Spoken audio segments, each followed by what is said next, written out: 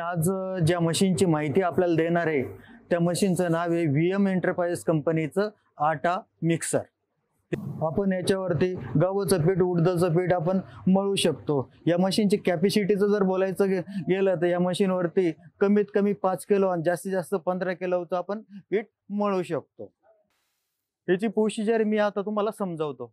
आपण याच्यामध्ये पीठ टाकणार आहे। पीठ टाकल्यानंतर त्या पट्टीमध्ये आपण पाणी, मसाला जो भी आपल्या चवीप्रमाणे किंवा आवडीप्रमाणे आपण टाकणार आहे त्याच्यामध्ये, आणि त्याच्यामध्ये आपलं पीठ हे मळलं जाणार आहे। मळल्यानंतर हे जे पीठ आहे आपण याच्यामधून काढून आपण हे हॉपरमध्ये टाकणार आहे। हॉपरमध्ये टाकल्यानंतर आपल्याला लाटी बनवून बाहेर येणार आहे, आणि तीच जी लाटी बनवून बाहेर येणार आहे ती मशीन आपण पापड मशीनला लावणार आहे आणि आपण पापड बनवायला सुरुवात करणार आहे।